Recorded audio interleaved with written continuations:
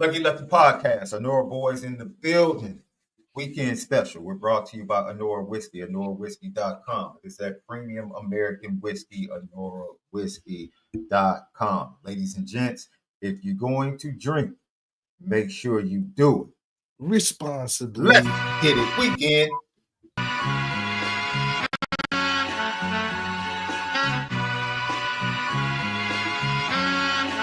Lucky, baby, let's go.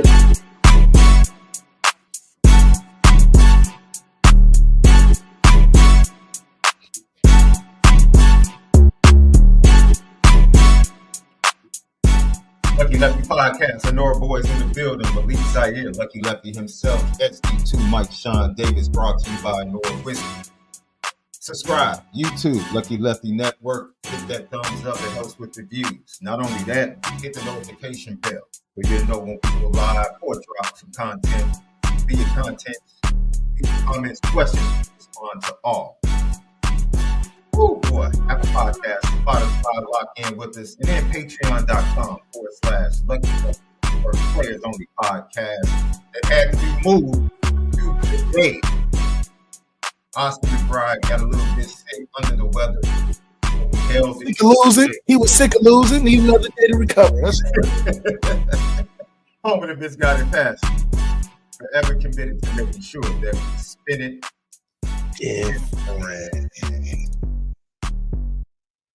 Left before because the conversation we had pre-show, I don't even want to get into it. We might say that for the end of the show. You boy, you stand on these hills, and I try to be your brother and say, "Come, man, please come down, bro. Please come down. They're gonna kill you. They're gonna kill you if you stand on that." But they said, "Don't be a prisoner of the moment, Sean." Hey, man, look, man. So I told you I bought a brand new dryer. I had to buy a brand new dryer, right? Dryer. So it got not the all-in-one. No, not the all-in-one for like $3,500. The Google joint. Yeah. No. The price is crazy. Crazy. $3,500 for an all-in-one wash and dryer. It's bananas. But I digress. It got delivered. And so I finally, my laundry was behind. Because I do my laundry, bro. Oh, that's real. Do you do the house laundry? Or do you do No. I do my laundry, bro. Okay. I don't look, man. And the missus, don't get me wrong. My missus in the clutch, she's come through for me. Okay. Yeah. So you're not having the expectation, oh, she's gonna go out and do it. My mom, for the majority of my life, it was 3 boys until my twin sisters came along. Much later. Oh, okay. So y'all were doing everything. Mom taught all of us how to clean, cook, self-sufficient, right? So I've never felt like had that expectation, right? So I got behind, bro, right? Mm-hmm. So I started yesterday, and I knew it was gonna take me a full day to do my laundry. I knew it was gonna take me because it was that dude. It was bad. Dude, because the dryer had been down for almost 2 weeks. We had people come look at it. They couldn't find the part. Dude, we had this dryer for 15 years, bro. Oh, okay. That's like the water heater. It's like the water heater. It's done. It's done. Done. It's done. So but it's there for a long time. Like, you don't notice it. Yeah, I couldn't complain. 15 years from that bad fella. I'm like, hey, you got your money's worth. I held the ceremony, boy. I held the ceremony. Put a statue in the backyard for it. You know what I'm saying? You held on as long as you could. That cat Stanley the dryer. You know what I'm saying? I gave him a name and everything. That cat Stanley the dryer. Boy, we salute you. Hey, Stanley put in a lot of work over the years, man. Nobody kept my whites white. You know what I mean? He was doing things people couldn't, man. And so, man, bro, I'm sitting here, bro. I'm folding, separating. I had to have at least 10 socks that don't have a pair, bro. I'm like, what is going on? Wait, they made it to the hamper, but as a single. Yes. Not a double. Yes. But you got 10 of them? 10 of them. And I am mystified. I am like, yo, who steals socks? Like, I'm like, 10 of them in only one match and no matches. I can't explain it, bro. Man, when I tell you I'm dumbfounded, I am dumbfounded, man. I'm sitting here like, and these are not like old socks. These are like socks I know I just wore in the last 2-3 weeks, right? Oh my goodness. And I'm like, And you're losing them in the dryer, bro, or in the process. Man, it'd be different if I had a little puppy. Yeah, I'll go looking around, because my former puppy, my daughter's, she had a mixed Shih Tzu. I think it was a mixture of a Shih Tzu poodle. It was a Maltese and a Shih Tzu. And he would just go into my room and grab my socks, bro. Oh, he just take them. Yeah, take them over. Grab my socks, and so I knew, like, okay, I could probably go to another room and find my socks. Dude, there's a monster in here somewhere left. 10? I understand two or three. Up 10, bro. And you're like frustrated because you're like, there's no way it can be that many, and none of them match. You're looking at them like, how does this sound? I'm frustrated because I want to wear my socks. Yeah. You can't walk around mismatched socks all day. Oh man, bro. Lucky Lefty podcast. Speaking of frustration, I'm gonna be honest. I'll speak for Notre Dame fans. Greatest season. Didn't finish it. Came up short just of. It's probably the second greatest season. No, you got to be top 5 in order to be a top 5 season in Notre Dame history. You got to win a championship. I'm sorry, you just have to. But it's probably top 10. One of the top 10 greatest seasons in Notre Dame history. Didn't finish the deal.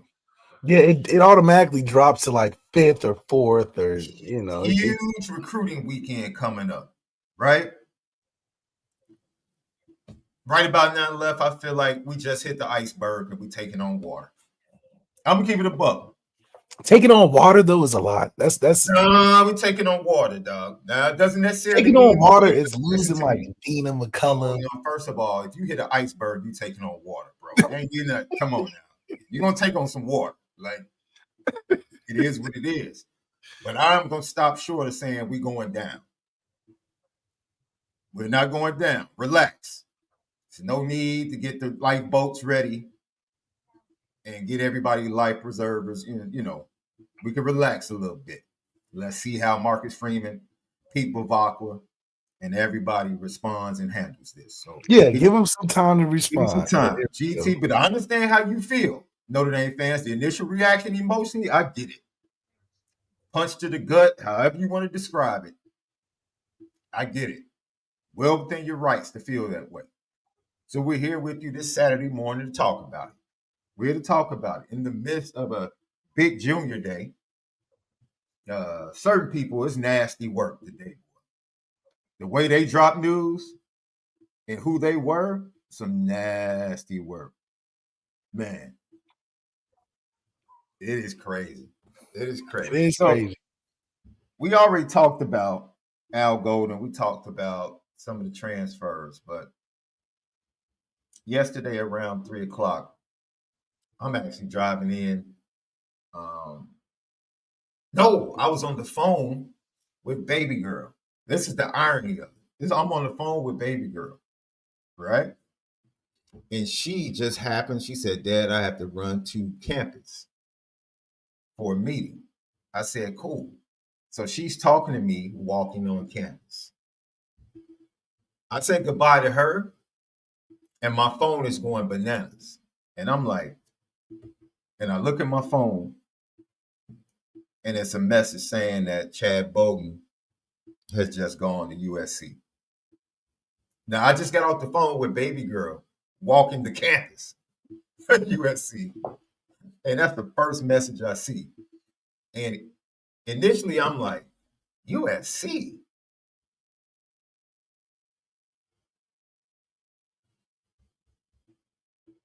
And I'm like, okay. But then I understand, because desperate times require desperate measures. Are you calling that desperate though? No, that's desperate on USC's part. That's USC. Oh yeah, USC. Yeah, definitely desperate. Yes. Yes. USC is definitely. It's definitely a home run. That was a targeted attack. Yes. A Yes, target poach. That was a targeted poach. Michigan tried to do it the year before. And they came correct. I can't even be mad. They came correct. If the reports are correct, $1 million, $1 million is nasty work, bro. That's nasty work. 500,000 came from him being at Notre Dame. That was half of it right there. That's nasty work. 500,000 just to get you away, and then 500,000 for the job. It was so good of money for him. He over there talking about, yeah, I have the resources now, and I got all the things I need to be. Oh, really? Or you just got $1 million? I tell you what, that $1 million with the state tax and the cost of living, my brother, it don't go as far. Yeah. I mean, it definitely don't go as far. But LA, unless he's like Al Golden and keep his house in Cincinnati. Keep his house in South Bend. So for where he's going, it's probably closer to 650. That federal hit you, that California state tax hit you, that cost of living hit you, is probably equal to about 650 if he stays. Probably less than that. You probably getting. I'm being generous because you got to pay the agent too. Oh yeah, you have to pay your agent too. But he lost about 400. Yeah, he probably gained what, 200 more than what he was at Notre Dame, maybe. Yeah, but we have to dig into, OG once told me, Left, man can't steal your girl. Right. Let's be honest. Man can't steal your girl. Can't steal your girl. Let's be honest. He's been looking to leave. Bro. You know what I mean? He just got enticed by the right thing. That's all. Beautiful wife, bro. I'll kick my coverage. And I was a handsome dude when we met. So, I mean, I still outkick my coverage, bro. I got everything out, dude. Intelligent, multiple degrees, can cook. That's right. I'm going to say that again. Can cook, especially in these times. You said especially in these times? What's different? She can deliver the word if she need be. If need to. Man. She can step in. Man. Full package. But let me tell you something. Cats holler at her. Cats try to talk to her all the time, bro. Some cats so bold. I'm right there. Right there. I'm right there, cats. Subliminal shots. I don't worry. Not the subliminal shots. No, I just walk. Man, I'm gonna go over here. I'm gonna let you handle that. Yeah, I'm gonna let you handle that. I'm gonna let you handle it. I'm gonna go over here. You understand what I'm saying? When you got somebody that's constantly responding to overtures, like Chad Bowden. Yeah, he's constantly responding to all the attention. Long term, not short term, because in the short term, he's done an incredible job. I'm not gonna do that. Some people doing that, trying to downplay his importance. I'm not doing that. I'm not about to be on that train trying to downplay his importance because he definitely tried to max out his highest, like that Al Golden situation. Al Golden couldn't have been any higher than where he ended, being in the national championship, having a number 2 defense, all type of first rounders. How much better do you get, especially when things started to be chipped away, things started to be seen.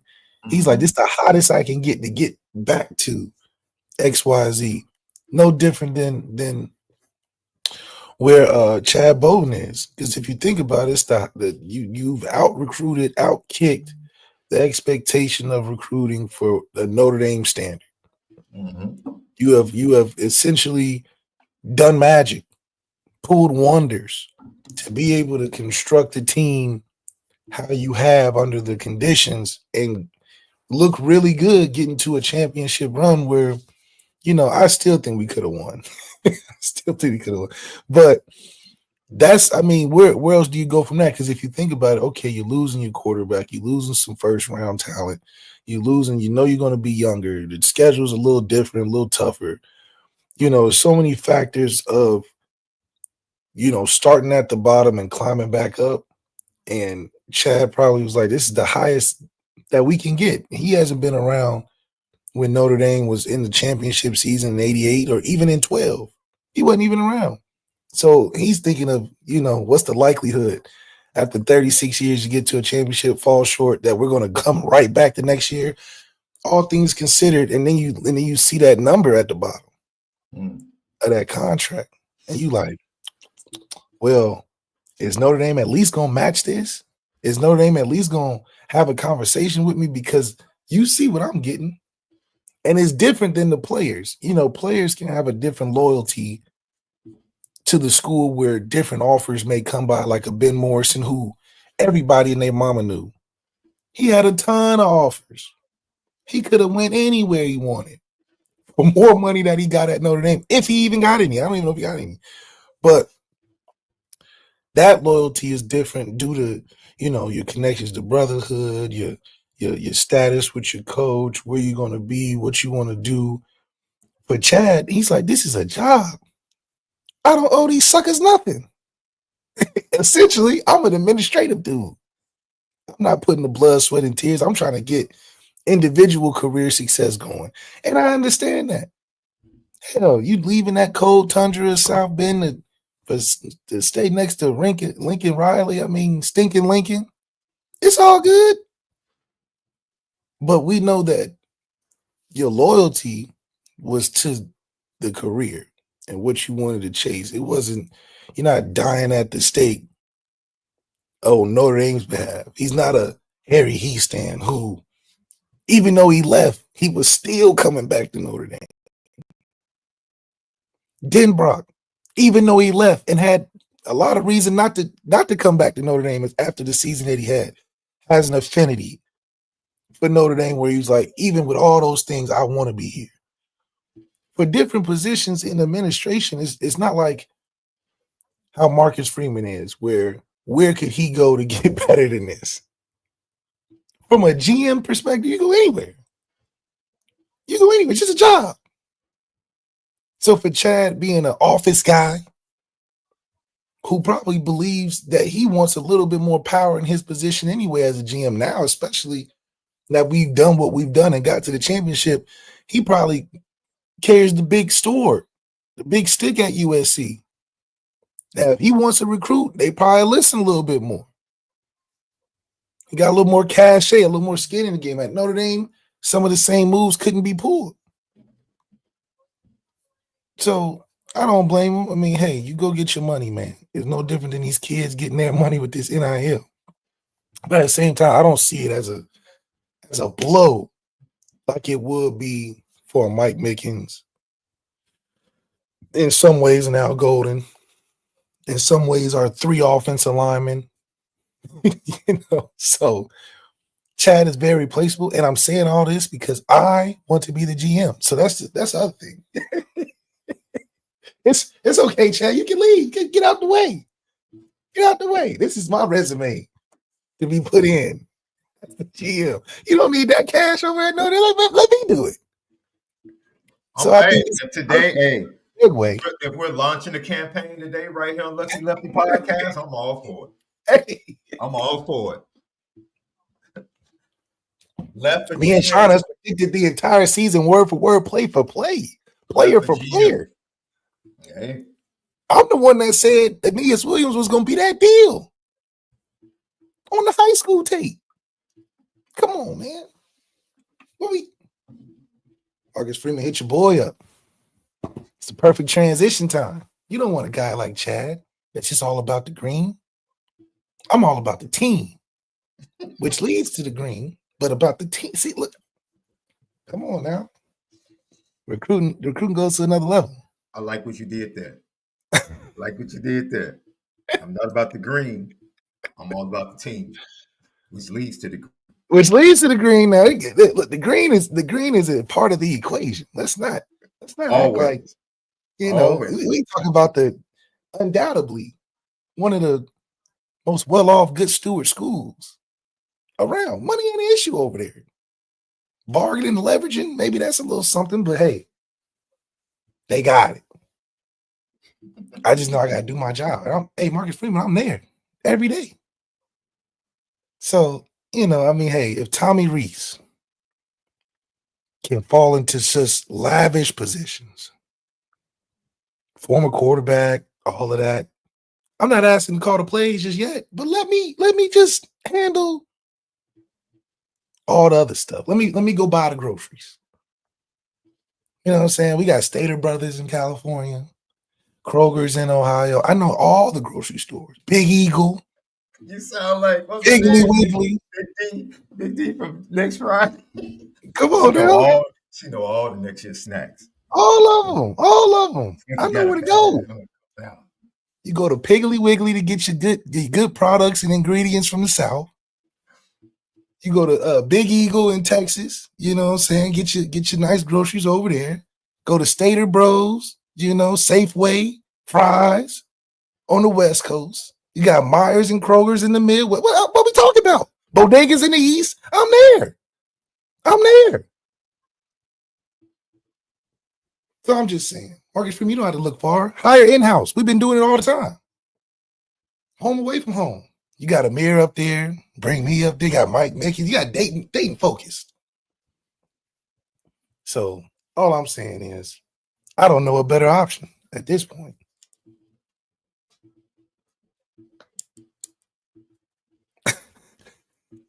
Lucky Lefty podcast.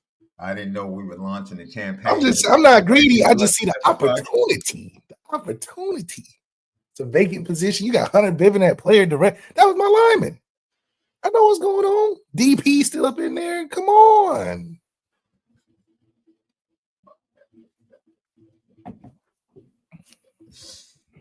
I know recruit. Look at that. We got the inside scoop. Look, you need to handle some NIL. I can do the NIL too. Just versatile in the position. I mean, Marcus Freeman's getting more than just a GM here. He's getting a part of the team. Now, this is my thing. I would ask you, they developed that position for Chad Bowden to give him more money and to keep him at Notre Dame, to counter Michigan trying to get him to come to their school last offseason. My question left is, would you much rather be the GM or would you just much rather be the director of player personnel?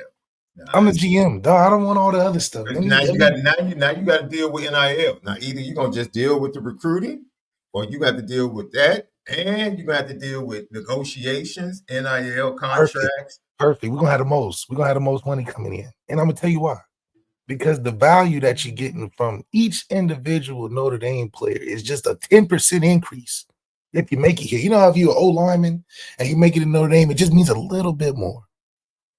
It's like, yeah, he may not be a starter, but he's a lineman on the Notre Dame team, so just a little bit more. That means if he leaves that Notre Dame team, he becomes greater when he leaves. So that value that Notre Dame has, it's like that extra 16% that Notre Dame uses on licensing for the logo. It's another little. So if you need me to make money for the school as I handle NIL for these players, come on, man. I was made for the job. Indeed not. I like Malik's GM tape better than that. We were talking yesterday. Make the call, Marcus. Yeah, I don't know what he was on yesterday. Yeah. He was on one this morning before we got on. Wait a minute. First of all, the conversation yesterday look. Today's conversation is. Left. You got it, bro. You got it. I'm not even opening that can of worms. 31, 5, and 9. That's all I'm saying. GTB question. People got to relax about losing these players. T Smith 0323. Thank you. And GM, there's a reason why we are, because we are an elite program. It only happens to the best. Go Irish. I got Josh Buffo, the motivational business banker. Who do you want as DC and why? Same for GM. Well, you already know who he wants for GM. He wants himself. Oh, yeah, easily. But DC,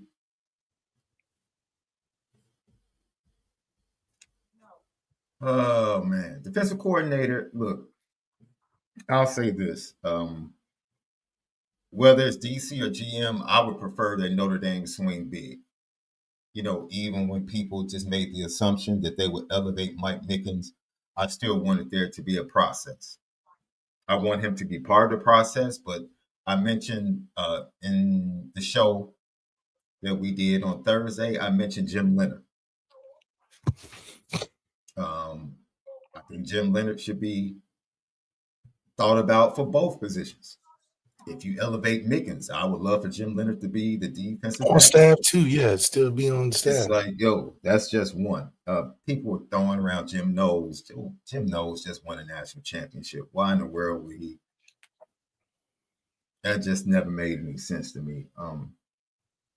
Maybe you go to the NFL, and you grab an NFL guy like you did with Al Golden. Al Golden, which proved to work out.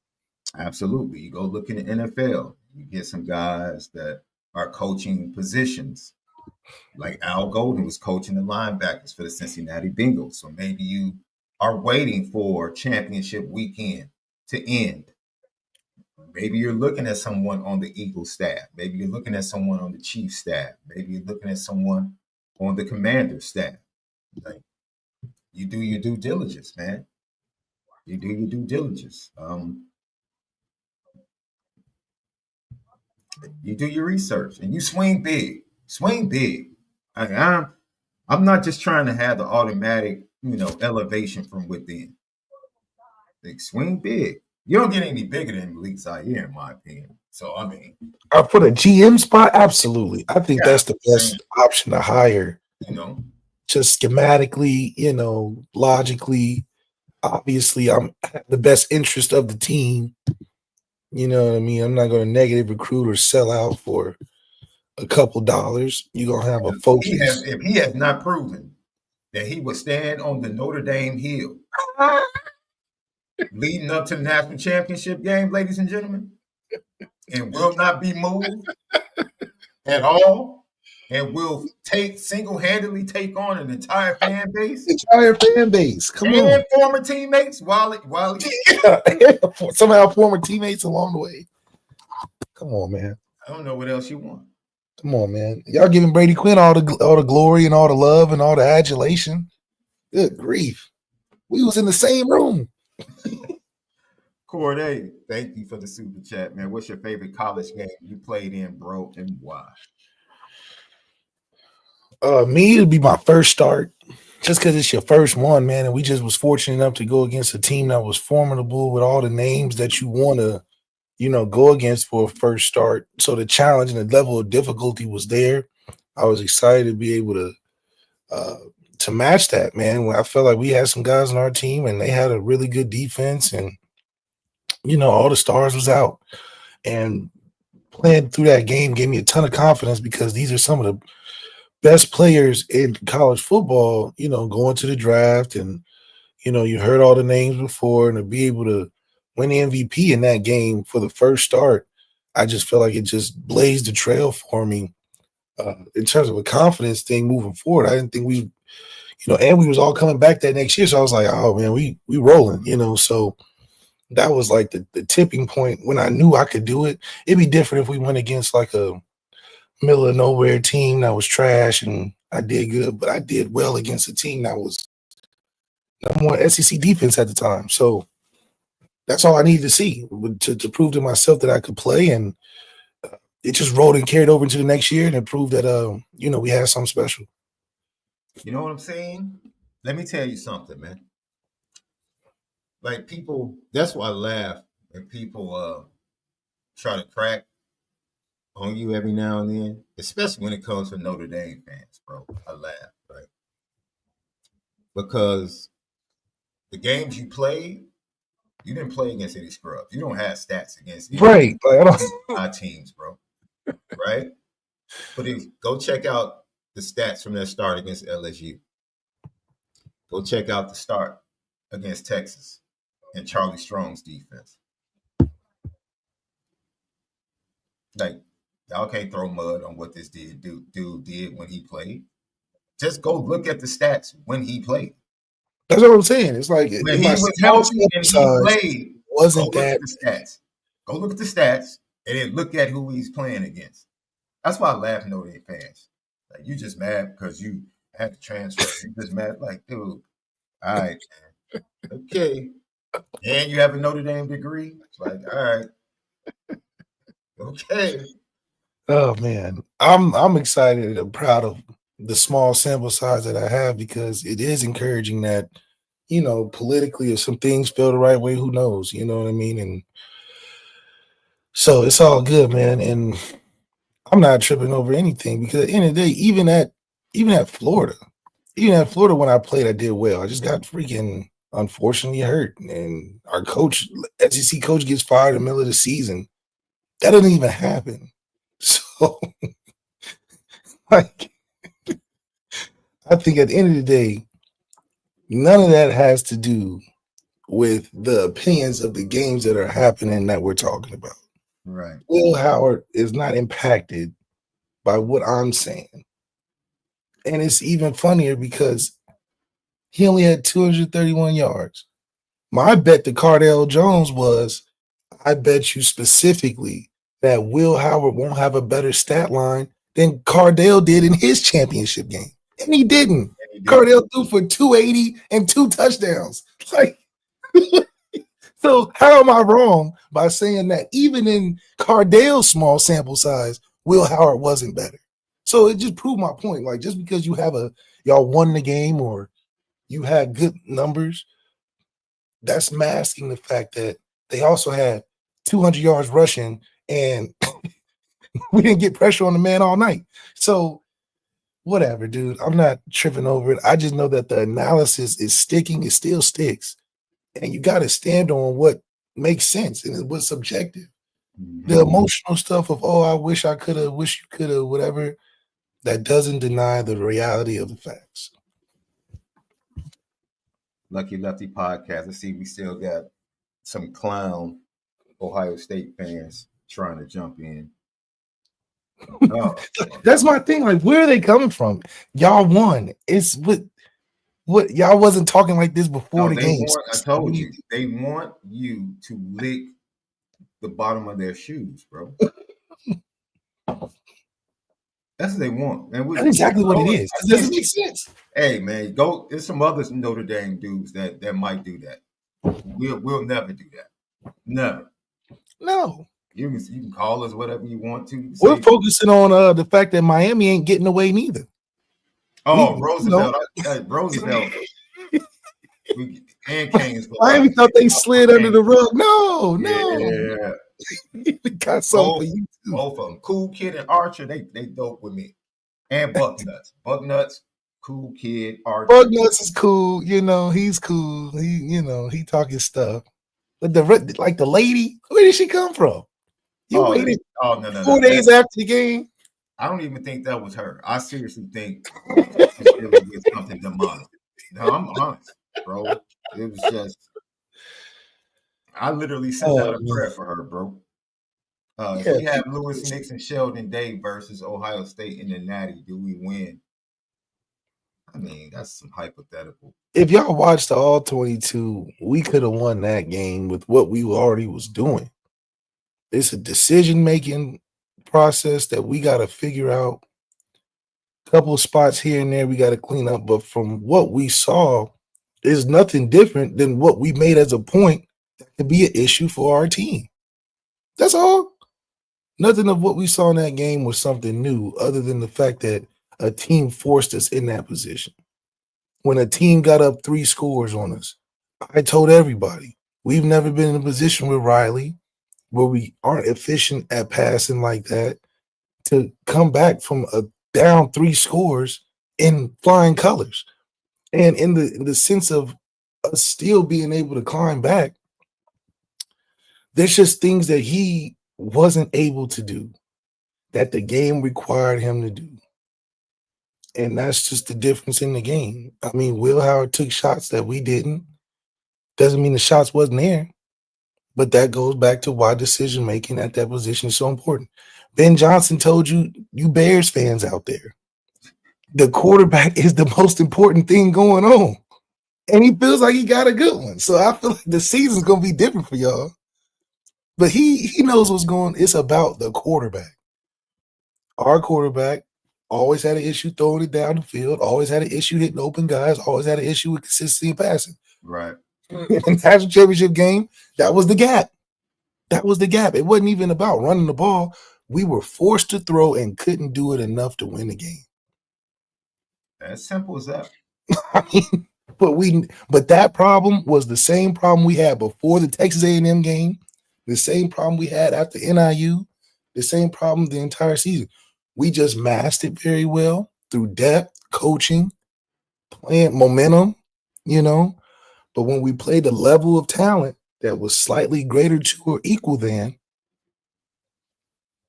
it had to come down to players making plays. That's just what it is. And I feel like we'll get better in those positions, right? The offense is not going to look anything like last year. That's what I feel encouraged by. It's just not. So it's not a matter of what are we going to look like. I just know we're not going to look like last year's offense. So, and we lost a lot of the usual suspects. We got to fill in for a Riley Mills, a Jaden Thomas, a Pat Coogan, a Rocco, a Spin, all of those guys. We got to fill in for those guys on top of having a new philosophy. Your quarterback is going to change the philosophy of this team. I'm encouraged by it, but at the same time, I know that it's a first-time starter no matter what. But this quarterback has a lot more support going into the year. He's got Denbrock and Gaduli. And he's been there. And he's seen how things operate. And, so he's got things working for him. I don't know who it's going to be. Mm-hmm. And shoot, the way Steve's acting, it looked like he's trying to stay. No, he'll be here for the spring. For sure. See, that's interesting, though, because why? Because he believes either he's I feel like he believes, he's but taking his shot. He's taking his shot. Taking his shot. I mean, shit. It's I'm not gonna lie, it's scary out there. It's scary in the transfer world. Steve probably feels real comfortable where he's at. But damn, dude, all your guys are leaving you. You know what I mean? Like literally all his guys except one guy is leaving him in his class. Through graduation or transfer. So it would just be a terrible situation if he's battling, loses a spot, and now you playing behind a guy that's 2-3 years younger than you. I mean, that's terrible. But he has 2 years left, right? Steve, yes. Yes, 2 years left. That's what I'm like, Steve, it's the perfect exit time. 2 years? It takes 2 years for a transfer quarterback. He can jump in the spring portal and still have 2 years. So okay. So he can okay. All right, well, that's fair. If he can still have 2 years after the spring, then okay, that's cool. But the 2 years is a huge advantage with the resume you're coming off of the year with. That Penn State drive can take you damn near anywhere you want to go in the country, especially anywhere in the Big Ten. You probably just couldn't go to Oregon because I think Dante Moore got that locked down. But Maryland and Indiana, Illinois, right. Purdue, you go to Purdue, be the man today. I think because he has 2 years, he's got a lot of time. A lot of time to go. What Riley Leonard didn't have, Steve can have at another school and be successful. Steve is a quarterback that knows he's smart. He's a very smart quarterback. He knows where to go with the football. He does not have he just don't have the talent. He don't have the elite talent to fit the team he's on. Yes. That's it. He has to go to a spot where he's like a Luke Altmaier. He's Luke Altmaier. Just Luke Altmaier can pull the ball down and run. Like he has a run. He can go to Syracuse. Let's be serious. Steve could be right at home. I mean, that's what Cal McCord did. I know he wants to be at Notre Dame. I just don't think that. I mean, we've seen a year of having talent on the roster and not playing it. I think we did the right thing with Audrey Estime and Jeremiah Love. And I don't think that's no different than CJ and Kenny. It's like, dude, they have to play. Because you're just messing up the order now. You know what I mean? It'd be one thing if Steve was the most talented as a standalone guy. You know what I mean? Where he's the one that throws the best. Whoopty whoopty whoop. Steve lacks some athleticism. He lacks some shift ability. He doesn't have the best arm out of the guys there. So you're selling yourself short if I'm Denbrock, if I'm Gaduli, if I'm Marcus Freeman, because what are we really asking Steve? The job that's required this year is not the job last year. The job last year, it didn't matter. Steve can go in there, Kenny go in there, Riley in there. We can cover and patch up some of those things. This year, we need a guy. We need a dude. Because this dude's gonna have to win games for us. His biggest asset, in my opinion, is that he sees the field. He knows where to go with the football. It's night and day, bro. You watch him and you watch Riley Leonard's the better athlete. Riley Leonard's still just all around. You take Riley Leonard over Steve. Yeah, in many cases, Steve's the better quarterback, but Riley's the better player. Yes. Which is the problem. Just talking about passing the ball, he sees it better than Riley. It was just evident when he came in the game. It was evident he sees Mike Denbrock's offense better. Like Steve and Will Howard are damn near the same player. I think if Steve was on Ohio State, Steve will have a very similar career to a Will Howard. I'm not gonna go that far, though. I go that far. You just being disrespectful. I'm not. He can't run the ball, Left. And Will can really.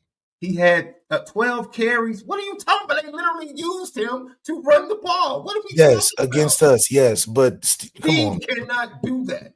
He can't even do it for us. We didn't ask him to do it. We asked him to go 6 for 7 against Penn State. We asked him to go 6 for 7 because he can't. He can't. He is the most sacked quarterback per snap by average in the room. For sure. Close. So he can't.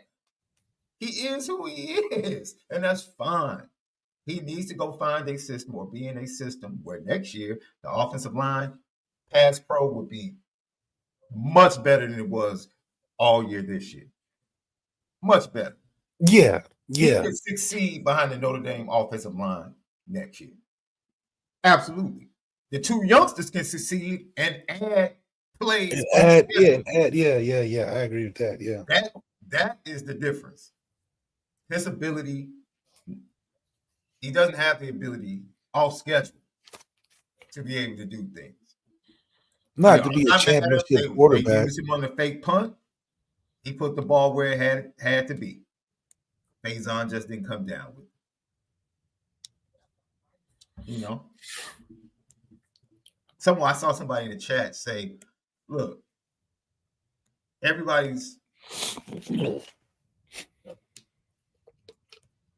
someone asked in the chat who has the better arm, who throws the better ball, Kenny or CJ. Now, first of all, they both throw better than Steve. So better than Steve and Riley. And I don't understand why people just didn't want to admit that. Like, dude, we're watching the same practice. Like, I told people all the time, I said it. I would tell Left, like, that Kenny's off-season little throwing session that he had was better than anything that. Thank you. His little Twitter video was enough for me to know. I would say this. Kenny throws the ball effortless. Yeah, I told you that when he was at Elite 11. When I was looking for Dante, I confused Dante with Kenny. And I said, Kenny looked nice too. He just going to Pitt. Lo and behold, man, I went to Notre Dame the whole time. I mean, it's effortless. CJ, though, the caveat for me is I don't know. An elbow is serious for a quarterback, man. You hear about a quarterback having arm issues? I mean, I I had don't a shoulder going into school. no, no, Like no. he'll be okay. My point is, it's there. It's just like, dude, when you hear elbow for high school pitchers, right? Because they tell you now, anybody that plays baseball, eventually that pitcher is going to have a surgery. Either it's going to happen in college or before he gets to the major leagues, or it's going to happen in the major leagues. There is no way the way pitchers throw, how hard they throw, the combination of pitches they throw, eventually the arm is going to suffer. I don't think Patrick Mahomes throws as hard as he used to. No, him and Josh Allen definitely throw different. It's just the accumulation, man, of using the arm. So when you hear about a youngster having an elbow, it's like, man, I want him to be healthy. He's back to throwing. I just want him to stay healthy. I don't want it to, I hope it's nothing that's reoccurring. But with that being said, they both are impressive in different ways to me. I think Kenny is Kenny's the type of quarterback that is a better runner than CJ. You probably say more of a willing runner. Kenny is not as methodical as CJ. CJ is the type of quarterback that'll pick you apart. Like CJ But gets the CJ will progression. lack some explosiveness to him. I think He Kenny's going for the gusto. Kenny's trying CJ's to going for yes. the do what the coach says. You know what I mean? Which is good. Yeah, which is good. But Kenny's giving you something that you're like, okay, that wasn't what we planned on, but he made something into nothing, which is what the next year is going to require. It's not going to be all perfect play calls because you're going to be in some positions where the quarterback got to make something happen. You're going to have to make Denbrock look like the genius. Not that he's not, but you're going to have to do your part too. Jaden Daniels made Denbrock take it to the next level. Man, you know, I mean, look at Jaden Daniels. He's been an NFC championship. So it's a two-way street. You can make your coordinator look really good if you halfway decent, you know. And we think Denbrock does his job. I think he did an incredible job dealing with such an inept quarterback compared to what he just came from. How do you get better with lesser? How do you get better than a Heisman first-round quarterback that's in the NFC championship and 2 first-round receivers, and all 3 of them are up for rookie of the year? Y'all have 4,500 yards and all type of crazy stuff offensively. And y'all was 8-3. You get lesser, lose the receiving production, lose the passing production, have a quarterback that's talented but not great, and you get 15-1. So yeah, Denbrock does his job. Let's not even mix communication on that, because that's Jared Parker had more, in my opinion, from the arsenal of being able to pass and run. And we didn't get to the national championship. Denbrock, in my opinion, was hindered not only through time spent to get ready for the season, but the adjustments needed to make to stay relevant, to stay dominant with the quarterback that was where he had him. I think that's just incredible, which is, it sets up great to take the lead of the team going into the spring of the next year, because now you're adding Gaduli, you're adding a quarterback that's been there. You can finally dust off the plays that you've been wanting to call all year. Throw away last year's tape. Think about that. We can throw away last year's tape and still be in the right spot. Joe Burrow couldn't throw away his first year at LSU and focus on the next year. He had to stack years. Denbrock literally puts this in a special place. Like, this is a special year film. Like, you pick pieces from it, but you're not using that as no foundation. Yeah. You might see a player too that you like from last, but you ain't taking no game cut ups and showing your guys that this is what we need to look like next. It's not gonna look anything like that. Jeremiah Love's position in production is going to change. So I think this is a great opportunity to reinvent ourselves as a team identity. I don't think we can rock with the identity we had last year, which is okay. This year, it has to be all in offensively. And I think that will support a Mike Mickens if he happens to be the defensive coordinator, knowing that we can score 30, 40 a game, knowing that we can keep teams off balance. It's set up that way. Yeah, I'm with it. Yeah, I just think they're different quarterbacks. They both could be successful. It's about preference, right? As an offensive coordinator, it's going to come down to. I mean, it's going to come down to, hey, this is the window. I just find it hard for Denbrock to be an advocate for CJ over Kenny Minchie, knowing how Denbrock likes his guys. And I'm not saying CJ's not Denbrock type of guy. I wouldn't say Denbrock is an advocate. I've seen Notre Dame media. Oh, Notre Dame media eats up CJ like he's the missing piece or the secret sauce. And this was the funny thing. I remember when they were covering the bowl practices last year, and they were like, "Oh my God, CJ's arm." I'm like, "Dog, Kenny's been doing that in practices. Been doing it. They just not. It's weird. They just not showing him no. They don't want. He's not. That's not the sexy cover, bro. Yeah, it's not the sexy cover. It grabs more attention to say CJ Carr's name. It just does, bro. It's like the Archie Manning versus Quinn Ewers. It's like now Quinn Ewers, thank goodness, played a couple years and had some cachet before they start comparing him to Arch and all that. But in a vacuum, neither one of them is blowing each other out of the water from a talent perspective or a capability standpoint of production for our offense. Neither one is like head and shoulders above the other. Now, I feel like Deuce Knight could have been talent-wise a head and shoulders comparison to the other two. But both guys are capable. I think Kenny gives me a little bit more of an edge. We don't really know about CJ other than his couple snaps in the spring and what they're excited about for him, and his injury is way more about what Kenny can do. I think it's his job to lose, in my opinion. I think they'll use Steve as the measuring stick. Well, they all should feel that way going into the spring. All three of them should feel like it's my job to lose. Right. Yeah. I'm saying from a coach perspective, I would have my favorite as Kenny. And Kenny's job to lose, and Steve being that bar. Like if you can't play better than Steve, then we're talking the third guy or the starter. Right?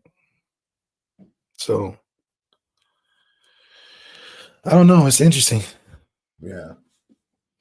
I don't think Steve would be comfortable sitting behind either one of those dudes, though. That's fair. Now that's fair. Yeah. So it's like Steve thinking like, if I don't win it, I'm gone. I ain't playing with you. Yeah, Brian Hatton, thank you for the GTV. Lefty, close. Would you close on Deuce or any other big targets that we lost this past year? Deuce would have been in the bag already. Deuce would have been at school. We would have been yucking it up. Can't wait. That's an easy dunk. So this is about relationships, right? That's what it's about. That's what Deuce and Kenyatta Watson said, right? It's about relationships. Okay. And some of these coaches don't got that flavor you need to retain. Marcus Freeman does a great job, but he needs a little extra boost. A right-hand man to just, how you get the envelope and you just got to lick it to stick it. Marcus Freeman does all the preparing, that puts the right address in the corner, the top left, and addresses it to the right person and sticks it in the envelope just right. He just needs somebody to lick the envelope and seal it up. That's me. So Deuce would have been had the chain, NB chain on, all crazy. But Marcus Freeman's just one man, And you got to think, Chad Bowden is thinking about himself. He's saying, look, we get dues, we don't, whatever. But I know that this USC job or these other jobs begging for me. I'm a hot commodity. Chad probably thought he was bigger than the recruits he was recruiting. He probably thought he can get something better than dudes. Because he's like, there's no way that I can't feel like that when I got these schools wanting to pay me anything. But I know what it takes for Marcus Freeman to get that next level. That's a franchise quarterback. That's some 350 guys at D tackle. And all else we can patch up. That was my first day in the office. First day. This I'm gonna say this. I see USC Lost in the Sauce podcast. I actually rock with his podcast. I actually rock with his podcast. Usually my guy Ryan Abraham, some other guys I know out there, I've known for a while. But salute to you. Thanks for jumping in the show. I will say this, because I wanted to be nice to Chad Bowden on the way out.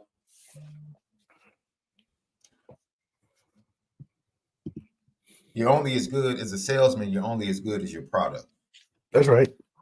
Okay, so this is not about the USC program. It's not about the USC program. It's a lot easier to sell Marcus Freeman than it is to sell Lincoln Riley. You ain't lying. You can say what you want to say. That cat Chad Bowden had a superstar from a brand standpoint, from a look standpoint, from a swag standpoint. Wasn't like he was talking to kids, telling them to come play for Joe Pa. It's a hard sell. Oh no, he had a superstar, a rising superstar to sell to kids. That you can sell the future with. He had a guy that when they let family and friends in for a spring practice, there was a line to take a picture during the practice with the head coach. That's the product he was selling. Now, Lincoln Riley,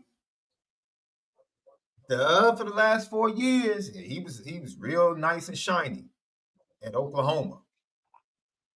Still one of the best play callers, offensive minds in college football. Lincoln Riley's not as shiny as he used to be. He's not. Now, for those of you that know, because of my daughter, this is a split house. Left knows. I love my trips out to LA. Yeah. I love my trips out to LA. Every time. You know what I mean? Hey.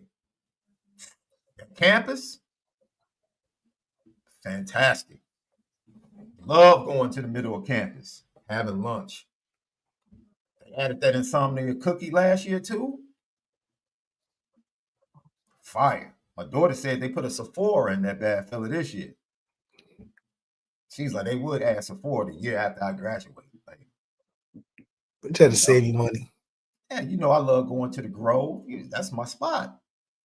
I do. The Grove got the good food over there. Hey, man, the tuition money went to USC, so I do.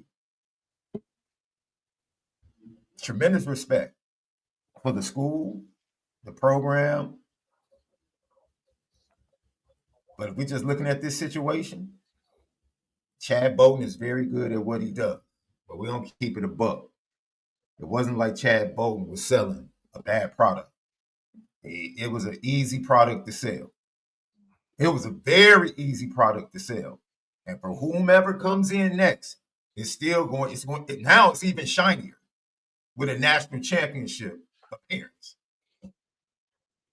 The product is looking real good. It's new and improved now. It's new and improved. So, salute to you getting that bag, Chad. Them taxes are going to cut into it a little bit, though. That cost of living is going to cut into it just a little bit. Just a little bit. But every day you wake up, it's more than likely it's going to be some sunshine. So, oh, yeah. Yeah, you definitely don't have to deal with these winters. You know what I mean? I just have to say one thing, man. Don't be sneaking into DMs and text messages of Notre Dame players on the way out. Don't do that. Have a little bit of integrity. Have a little bit. He out there trying to poach like Kelly. I'm not. All I'm saying is I would prefer that he not jump into the communications. That's probably what he sold at C. He said, I can get a couple of them guys over there in Notre Dame come with me. That's what I would prefer. That's what I would prefer. Now, we'll see how he moves. But I would prefer that he doesn't move that way. Lucky Lefty Podcast, Super Chats, GTB questions, get them in. Left, as you get a couple of days out from the DC situation and possibilities with the DC elevation of Mike Mickens, if it happens, and then who will replace him to coach the defensive backs. Where do you stand on that before we get to this O-line news that Brian Driscoll dropped over an Irish breakdown? Where do I stand on the defensive coordinator? I think it should be Mike Mickens, man. I mean, if we're following the natural order of how the program's going, I think from a buy-in standpoint, from a comfortability standpoint, from not losing too many steps backwards, revamping in a sense, having a new D coordinator being in place, I think Mike Mickens makes the most sense from a continuity standpoint. I think it'll retain some of the players like a Leonard Moore, who's getting a ton of attention on the transfer wire, a Don Schuler, like guys that have been productive. I'm sure they'll feel a lot more comfortable if Mike Mickens remains as a DC. Change is a big thing in college football, especially for players, and that trust factor will remain there with a guy like Mike Mickens being in place. To rebuild trust and for Mike Mickens not to get the job, knowing that the team is probably expecting that, just like the team expected Marcus Freeman to be the head coach, I think it would just give a psychological blow to our defense if he's not the defensive coordinator that's stepping in. And it's not that there aren't, quote unquote, better options or bigger options as D coordinator out there. I think from the feeling and momentum that Marcus Freeman was able to ride in on with the team, knowing and feeling like he would be the next one in or the next one up, I think that same respect goes to Mike Mickens from the team now, and the identity that the team represents. I think Mike Mickens fits that, and his constant elevation through the years he's been at Notre Dame would, for me, assume that he would be taking that next step. I mean, it only makes sense. You go from a defensive back job, now you're taking over the whole secondary the next year. I think that was a test to see if you would be able to handle the defensive coordinator position, if you can handle the unit. He's done that at a high level, produced some great and amazing production out of not only his corners, but true corners, true freshman corners. I think he's proven if he can handle a unit and a position group, he can handle the unit. And I think last year was a great test run to see if he could step in as a defensive coordinator if needed. And I think that he will be able to, he's not going to wholesale change the things that they were really good at last year. It'll look different, but the foundation, I think, will still be there if Mike Mickens is a D coordinator, which would help the guys that are getting older, growing through the program, guys that have been there. It wouldn't be a total revamp. And I don't think we need a wholesale change at defensive coordinator coming off of a national championship year just because of the continuity that those guys have built, not only last year, but over the 3 years, and people finding their place and how to be successful. And it's, you're almost erasing that muscle memory by going somewhere else. You're almost erasing what a Don Schuler and what Leonard Moore and what these young linebackers have stacked on and felt confident about if you just wholesale changing the defense. And we don't need to see them take a step back when this is still a young group that needs this year to be consistent defensively. I think if we want to continue to see a development of these young guys, because now the defense is super young at key positions that we're going to depend on, corner, safety, D linemen. The linebackers are still young, even though they're experienced. So I think we would take a step back by getting a wholesale change, a new guy. But I think we would stay in that same line of development if Mike Mickens just gets elevated one more spot from secondary coach to defense end. I mean, the defense coordinator. I look at this situation the same way I looked at, and I speak from a Chicago perspective. Fans would ask me all the time what I thought about the Chicago Bears and what they would do. And I always said there's three options. You keep Justin Fields and you build around him. You draft Caleb and you build around him. Or you draft Jaden Daniels and you build around him. Now, as it stands right now, I can see a lot of people saying the Bears made the wrong choice. But the truth of the matter is, if you know what you're doing as an organization, the fruit will bear out that you know what you're doing. You can't react in the immediate. So I hear you. I just think this is a position where Notre Dame is in a win-win situation. It doesn't matter what path they take, just make the right decision. Oh, right. Yeah. Make the right decision. Swing big, make the right decision. You want to elevate Mike Mickens? It's a win situation. I do think you go out and get one of the best defensive coordinator candidates, it's a win situation. Now, if that process leads to Mike Mickens getting other offers, then you deal with that. Yeah, you just deal with it. It's not, I mean, he deserves it.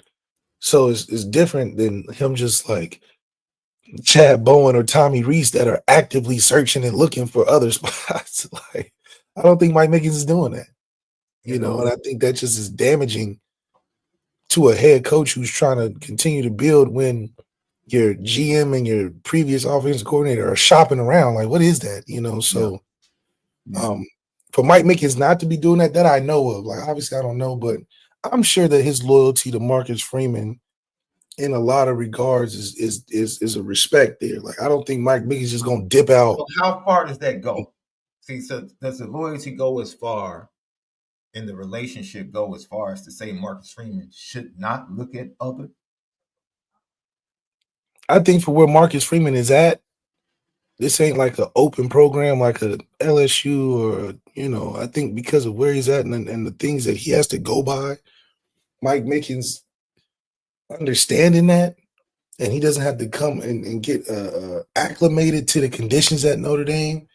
Plus, Mike Mickens is continuously elevated by being with Freeman. It ain't like Freeman has kept him as a position coach this whole time through the success and the first rounders and all of that. I think it's a healthy respect in the relationship to see this through, as this is just the next phase and growth and evolution of their relationship. I think Marcus Freeman doing his job, he should definitely have some other candidates, but I mean, he should do it like how Robert Kraft did Gerard Mayo. He fired him after the first year, and because he knew who he wanted. He wanted Vrabel. And that's just what that team wanted. Was it right? Was it ethical? Was it morally right? No. Yeah. At the end of the day, Robert Kraft was like, I want my dog. Like, what are you talking? I want my dog. Hell, Brian Kelly did it for years until he had to fire all his dogs. You know what I mean? Like, so if Coach Kelly is comfortable enough to just hire all his friends, literally, I think Marcus Freeman deserves the same respect. And at the same time, Mike Mickens is qualified. This ain't like he's just hiring his homeboy. You know what I'm saying? Like, he's just hiring a dude he's just looking out for. This dude got the resume where you can be like, yeah, he's my dog, but he got some merit too. You know, Trump ended all the DEI stuff earlier, but meritocracy ain't bad. And Mike Mickens happens to fit both the merit and he got a little cash because that's his boy. I mean, that's what you want going into a job interview. You know the hiring manager, and you got a little merit where your resume kind of nice too. They just, you know, I think it's a perfect fit for Mike Mickens. If he leaves, I just think it takes away from what year 4 means to a program that Marcus Freeman's been building for a long time. Yeah, I would agree with that. I just think, you know, people question, if you question Mike Mickens not being a defensive coordinator before, right? I mean, Marcus Freeman wasn't a head coach before. At Notre Dame. Not at not at Cincinnati or one of these little schools. His first time. So all this, I like the fact that Notre Dame took a chance on Marcus Freeman, and Marcus Freeman shouldn't forget that. You know what I mean? He shouldn't try to get so snooty now. He's trying to find guys with 30 years of experience and all of that. Not that that's a bad thing. I mean, look at who the freaking Cowboys just hired as the head coach. Who did they end up hiring? They ended Schottenheimer or something. Really? Yeah, really? Like an offensive analyst has been around the team and all of that over a Dion overall, so I think that you know what? That's letting everybody know you really don't. You just want puppets. You literally want to be able to tell your head coach what to do. And nobody knows this guy. I mean, that's sad, man. I feel bad for the Cowboys players, bro. They hired an in-house guy that's like nobody thought he was even on the list. So that's sad. Jerry's still making decisions based on what Jerry want to do, and hell, it's his team. He's just showing you that this is my team. I bought it, and I will crash it if I need to. That's wanting to win your way. Like I don't want to win. Unless it's my way, yeah. I want to win my way. Yeah. I'm like, all right. that's sad, man. Yeah, so I don't see them. I don't see them competing for another couple years. Because first of all, who is this guy? He just is an offensive guy that's been hanging around. He's not even Kellen Moore. Kellen Moore at least was calling the plays. This dude was just an analyst around the building. Like he's more qualified than the work Dion's put in, the work these other top coaches, Aaron Glenn and Ben Johnson and all these guys. I mean, whatever. Glenn found a nice home in New York. Well, I don't know what they're going to do for Chicago. Man, shout out to my dog, J.T. Barrett, Ohio State's undoubtedly top 3 quarterbacks. Coming to Chicago, my best friend, quarterback coach. Oh, I just hit him up, said congrats, man. That's my dog, man. Like, shout out to him. So if he can be quarterback coach, Ohio State fans don't want to hear that. Yeah. Ohio State players actually like you. They don't want to hear that. That's my dog, man. I was so happy for him, man. You and Cardell are cool. They don't want to hear that. They want everybody to hate you. It's funny because JT and Jared Goff were quarterback coach and quarterback on the same team, and those are my classmates. Like, so it's so awesome to see my classmate, my best friend, my dog, get a chance to be a quarterback coach, and with Caleb Williams, who I know, it's just awesome, man. He's gonna be able to put Caleb in a good position, man. And man, shout out to my dog JT Barrett, man, and Jared Goff. He had a crazy couple mistakes in that last game. He had a great season. Hell, you had a game where you had 0 incompletions. Like, who? That's amazing. He also had 2 games with 5 turnovers, too. Yeah, Hey, Sean McVay wasn't wrong. No, Sean McVay was very right. Yeah, you go watch that Super Bowl against the Patriots, and it's like, all right. But those are hard decisions you got to make, but that's why the Rams are always in the playoffs. They found that Kyron Williams was the reason for the season. They rolled him to the playoffs. It just happened that it was the most worst. I don't think the Rams had any shot just because they're coming from Los Angeles, California. Mm-hmm. I'm not giving any team that doesn't even experience cold weather a chance in a game like that. Like, that's beyond just being a tough football player. Like, come on. You're literally, there's no preparing for that. So what do you can't sit there and be like, this is great football. No, this is a disadvantage for the Rams. All right, Lef. So yesterday, we're gonna someone asked me to talk about the top 5 guys on campus this weekend from the 26th class outside of the commits. So we're going to talk about those guys, and it's definitely going to be based upon talent, but also position importance when it comes to 26th class and what Notre Dame needs. We'll get to that in a few minutes, but Brian Driscoll, Irish Breakdown, yesterday broke a story or, posted some news on the message board. And I thought it was very important to kind of talk about it and give perspective to it. We have what up to, I think it's up to four transfers on the offensive line now, with Ty Chan jumping in as well. You had Sam Pendleton, who committed to Tennessee, Pat Coogan, Rocco Spindler, and then Ty Chan. I think of the four offensive linemen that jumped in. So Brian Driscoll on the IB message board. You can go over there if you're not already a member. Go over there and check it out. Become a member and check it out. Just to read an excerpt.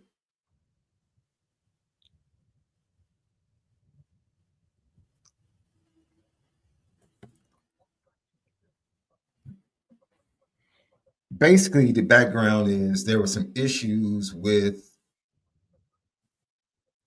the offensive line room, um, from what he has heard from certain sources. This excerpt I would like to read. Here is how the position battle happened in the fall.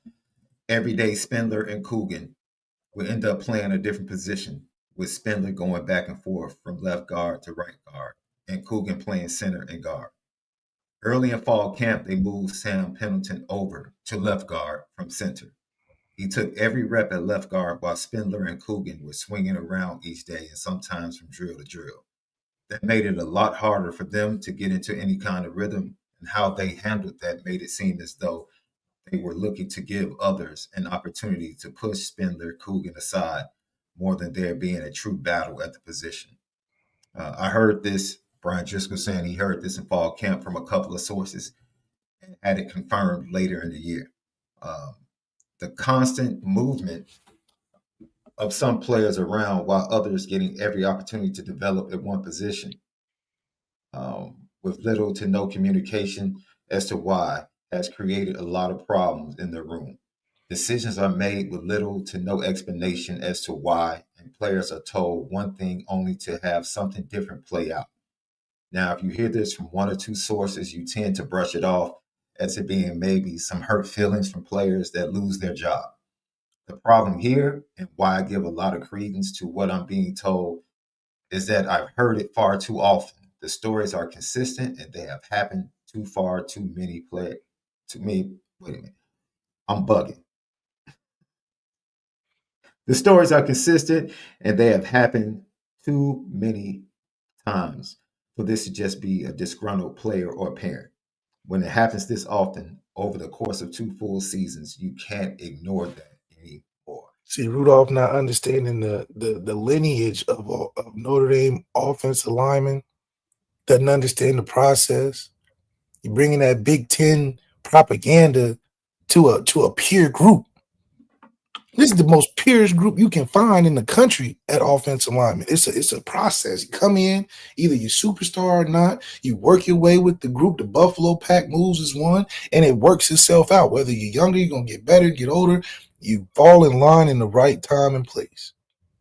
When you try to manage that and curate that process that Notre Dame has built from the offensive line room for so long, and you try to make it your own or bastardize it, bringing that Big Ten philosophy nonsense in there, where you can think you can spin these plays, Notre Dame football players.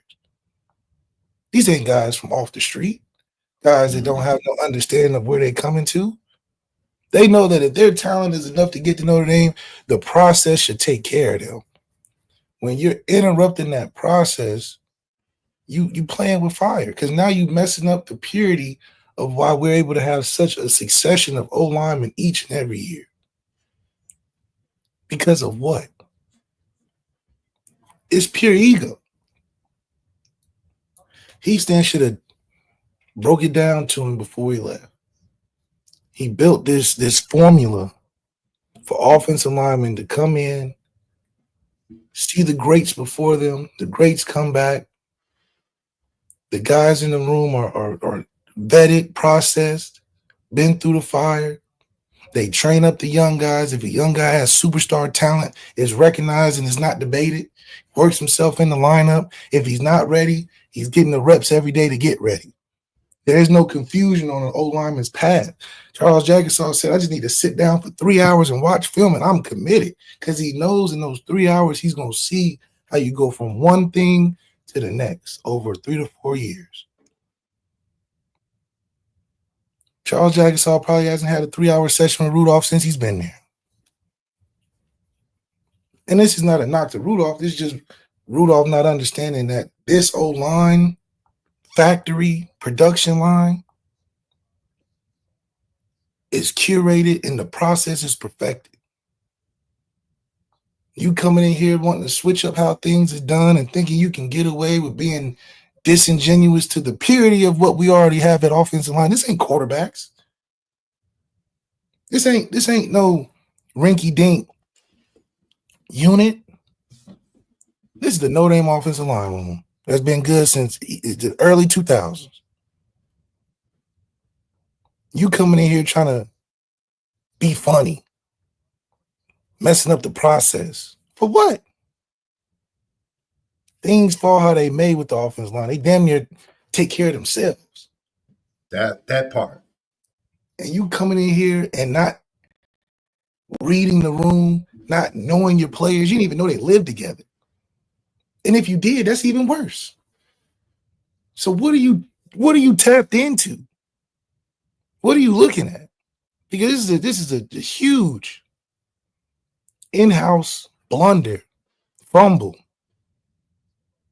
blocked field goal, taken all the way back for 2 points type of decision.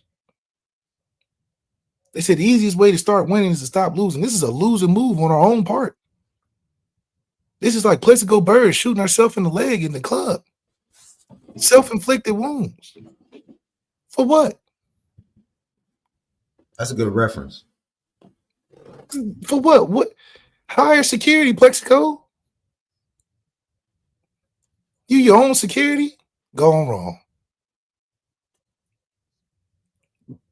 Let the process figure out its own, the way it's already constructed, the way you came in. When you came in, they probably already told you the rundown. They already told you how things operate. It was almost a self-efficient, self-sustaining position group. It just needed a little guidance, a little recruiting, a little guidance. But the veterans that are in there know how it goes, know what it looks like. You coming in here trying to do too much. And because of the integrity of what this O-line has been built off of, you can't get away with that. You're not going to get away with that. You're not going to get away with that. Because now you're sowing dissension within the room. You're sowing mistrust within the coach and player relationship.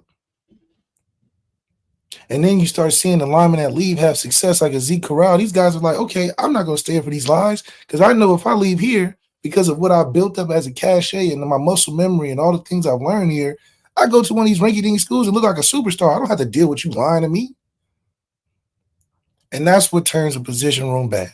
That's what turns the mistrust, and you get in and out, up and down type of recruits throughout the years moving forward because you're not treating the process how it's supposed to be treated. You're making this about you, or you're making this disingenuous for no reason.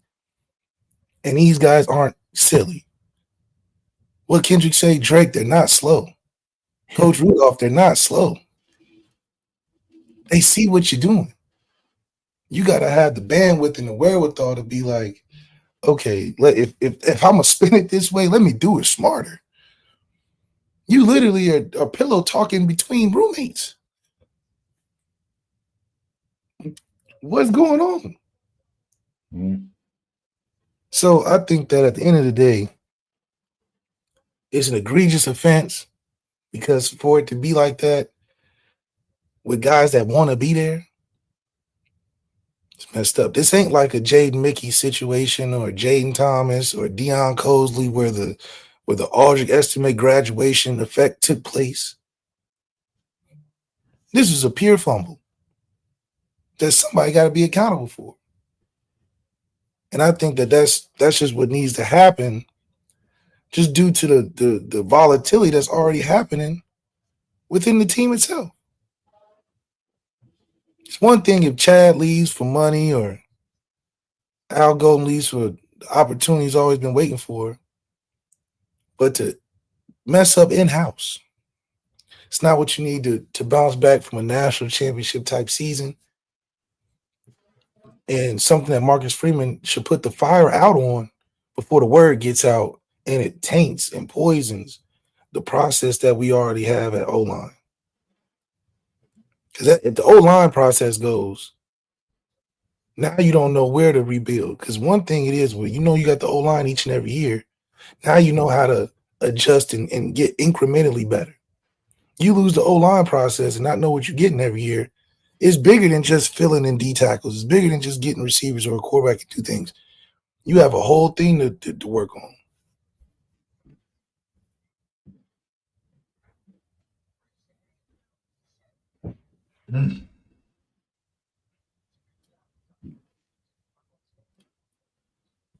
Look, man,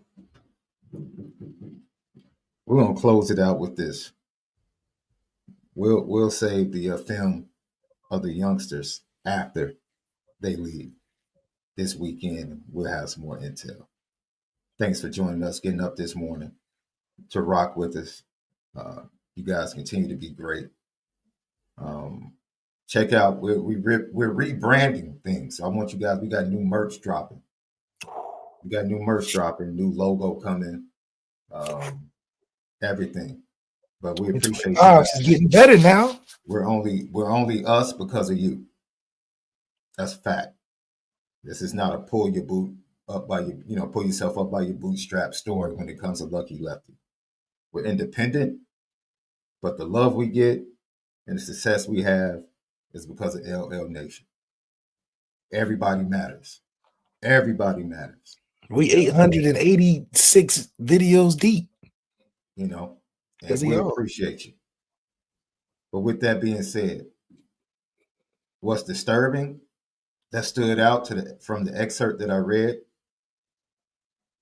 is that your job as a coach is to put the best on the field. You thought it was a good idea after losing your best offensive lineman that happened to be your starting left tackle as you're getting ready to go on the road against an SEC team in a hostile environment. Your best idea for getting the best five on the field was to put a true freshman and a redshirt freshman on the same side and give them the responsibility of protecting the most valuable asset that is the quarterback of your football team.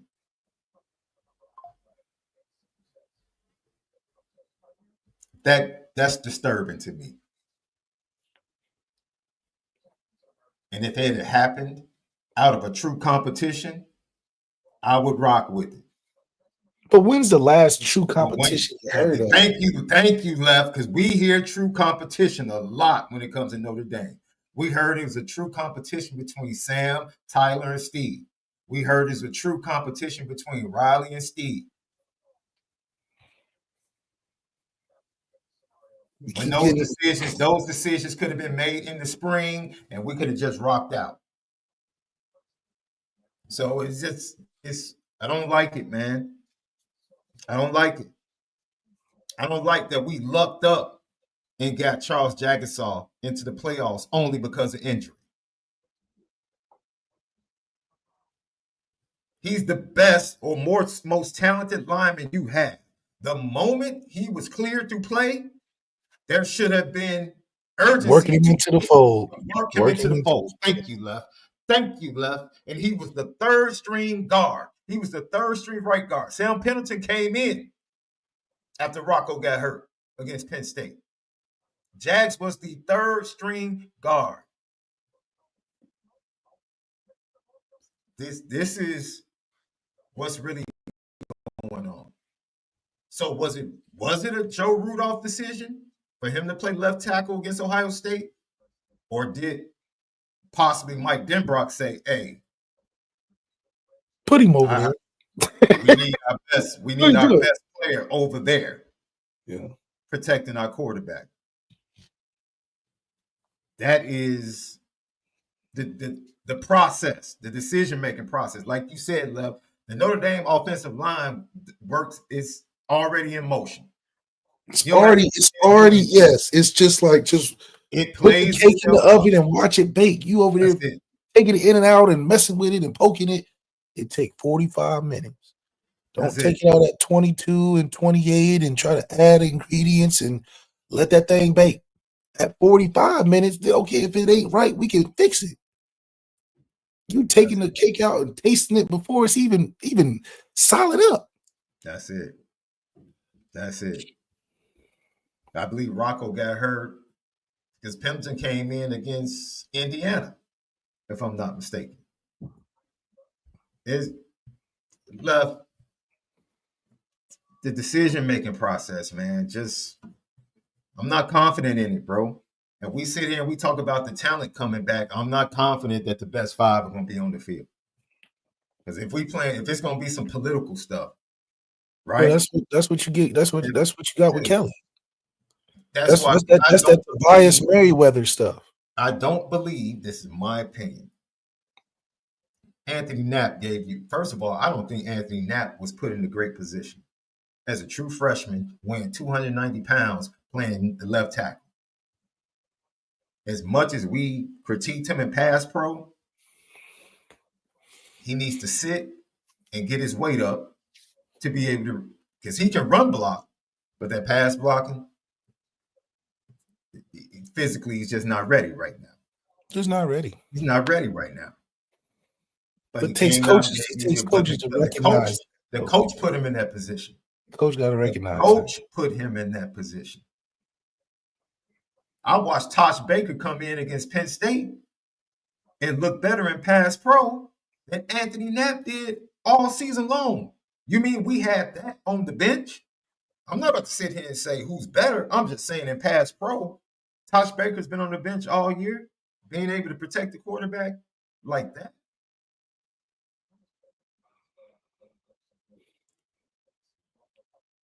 Billy Shrouf could have been at left guard from the jump.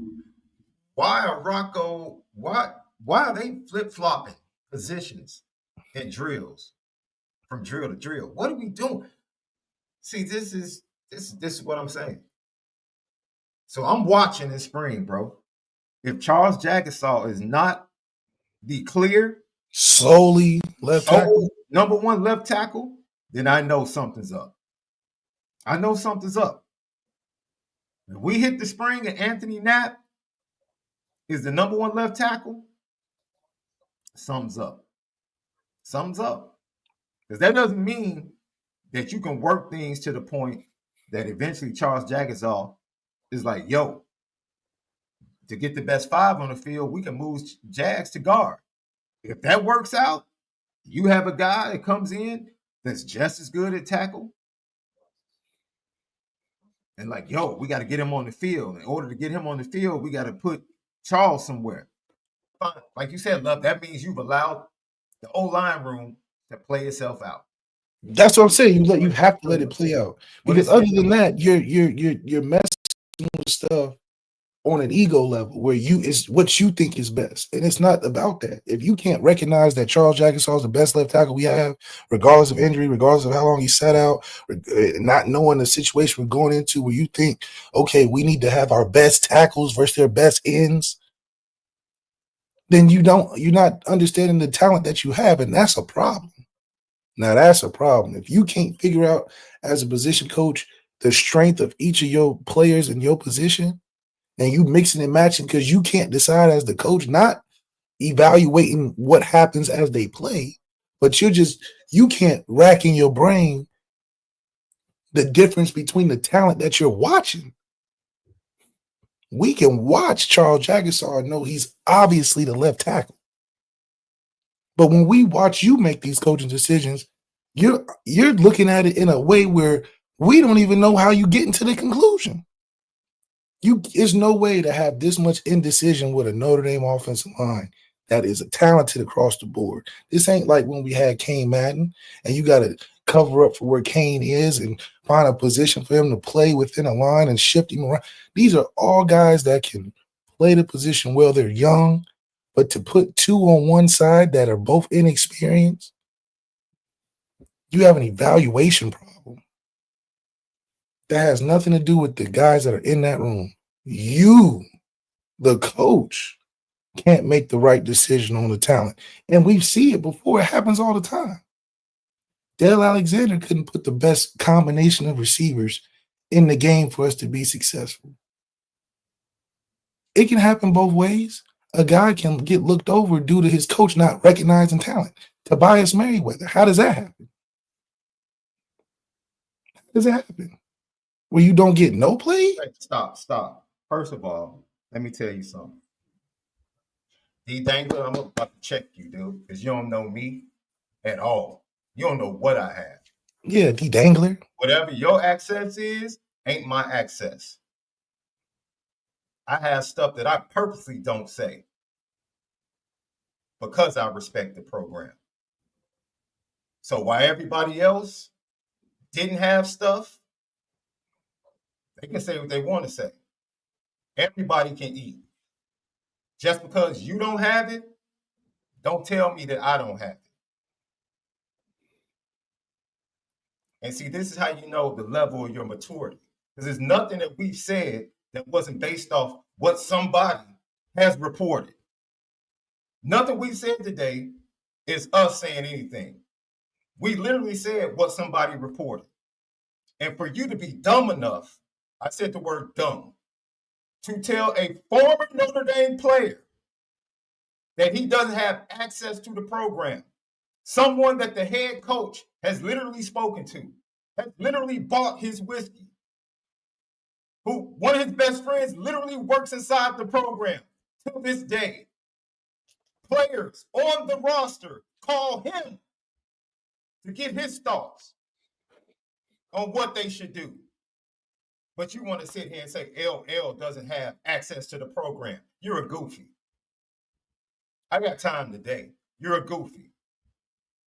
You're a goofy. So why don't you back off? Why don't you bounce? You're dumb. You're flat out dumb. Because you really think you have more access to a program than a dude that played for the program? I know people at the program. Good. I'm sure everybody knows somebody at the program. Everybody. Me, Left, Brian Driscoll, Trev, Irish Breakdown, 247. Everybody has somebody at the program who can call the head coach and get a pickup. Exactly. I thought you bounced. When somebody, that's how you know somebody's a chump. So when somebody counters, then they want to say, have a good day. Exactly. Exactly. That's what we thought. Like I said, you're a clown. That's why you bounced. I wanted to get you up out of here. Bounce. Bounce. Bounce. Because you're a clown. You're a clown. I don't know. Keep that same energy. That hello, Sean. Keep that same energy. Bounce. You're dumb. And the fact that you think you're still you're connected more than somebody that played for the Fighting Irish, you're dumb.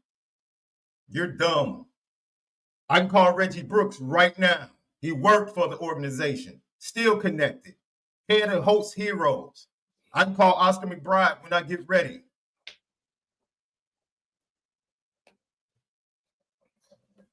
I know people that are doctors now in the South Bend area. Still very high at Notre Dame from the alumni basis. What are you talking about?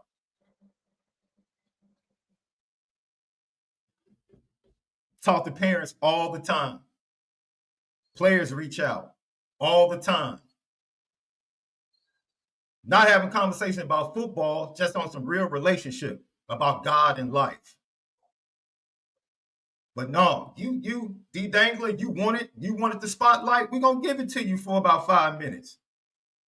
Go ahead. You're dumb. You're dumb. You're dumb. So just be better. That's it. Be better. The fact that you would jump in somebody else's podcast to try to discredit what we do. We're independent by choice. We've had offers to sell our YouTube channel, to sell out.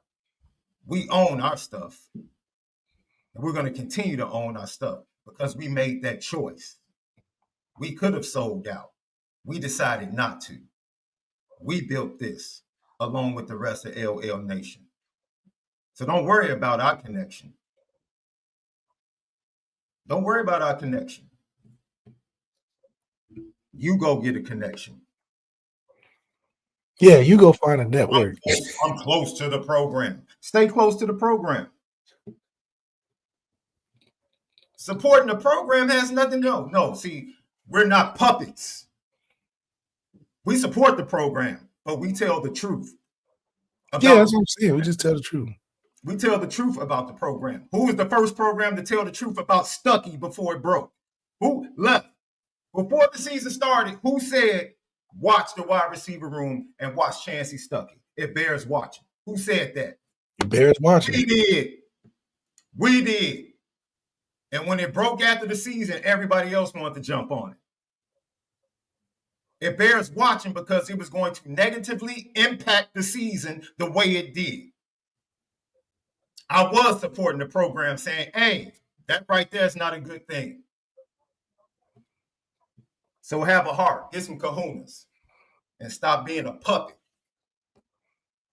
saying all good things and not having the heart to call out the things that are not right.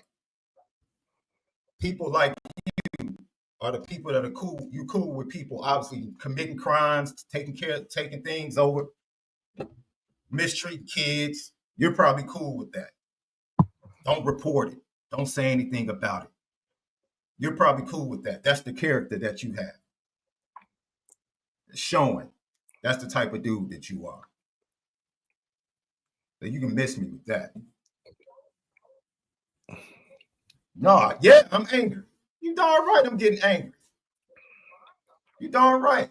I'm angry. I don't like clowns. I don't support any type That's right. of business. You're a clown. You're dumb. You're dumb. I can say it all day. You're dumb. You're ignorant. You're immature. Don't get mad because the stuff that we say ends up coming true. A tree is known by the fruit that it bears. And the stuff that we say happens.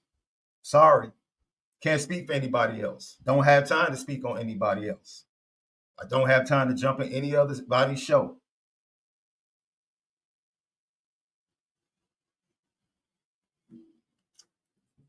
Don't break them down. What are you talking about? We're talking about grown men as coaches and young men.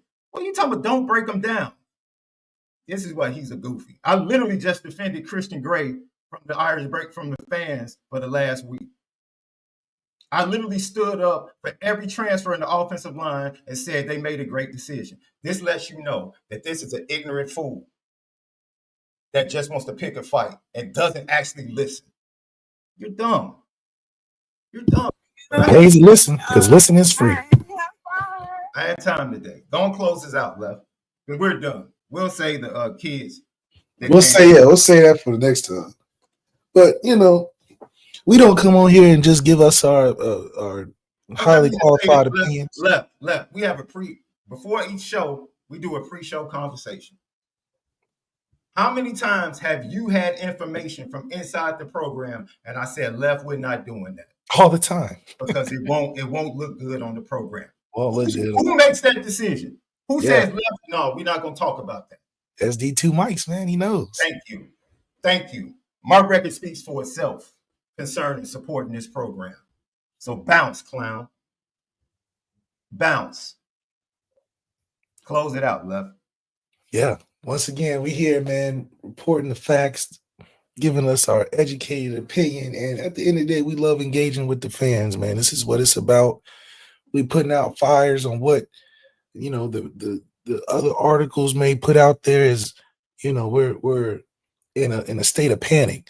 We just here to provide the real, give you a sense that you can chew on, but also understand that we're in the favor of what the program is. We're not trying to take away from what we've accomplished and what we headed towards. We still believe this is the infancy of a program that's going to be relevant for the next 3-4 years under Marcus Freeman. So this is just a hiccup, but we're not out here spewing anything that we not backed and checked and fact on. So, I think that we love the opinions from the chat, but at the same time, man, we don't support the clown stuff, man. And we want to be able to keep this authentic and genuine.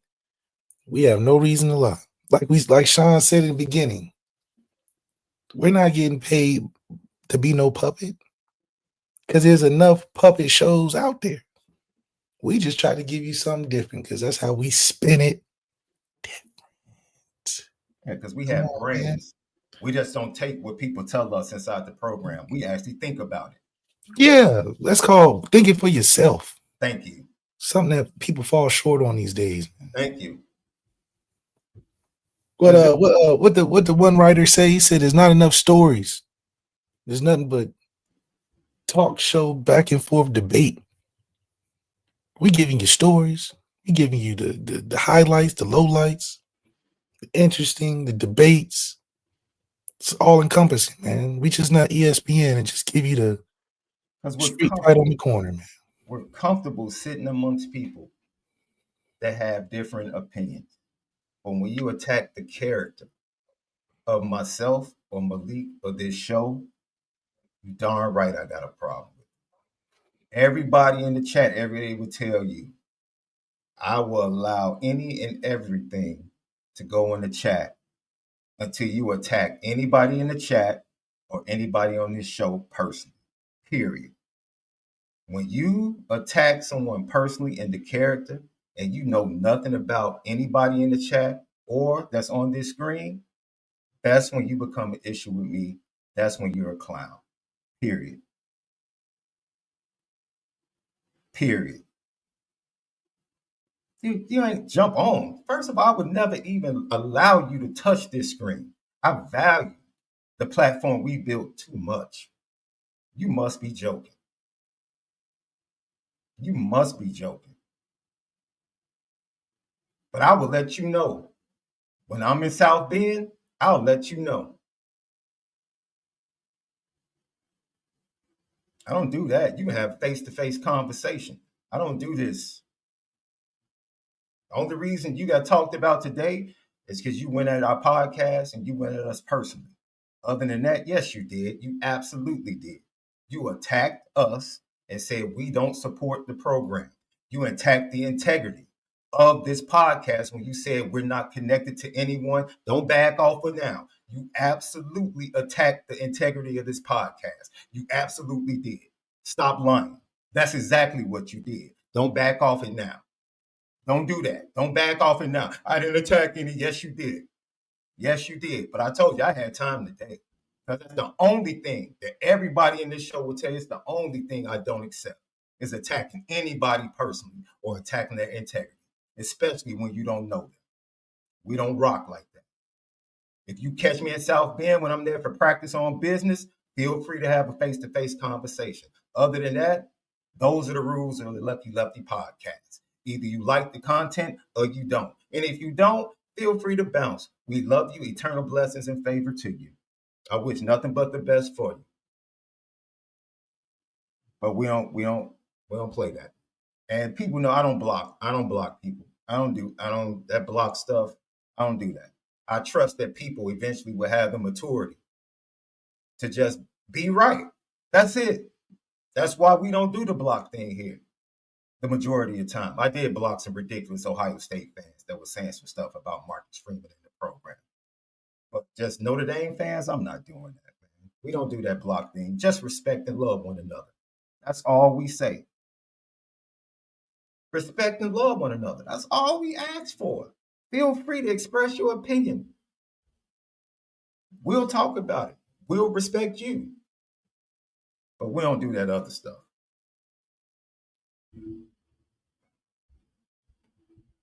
For left, SD2 mics, man. I'm about to go spend some time with family and love on them. You guys do the same. Enjoy your weekends. We'll be back Monday to talk about the recruiting weekend right here. Lucky.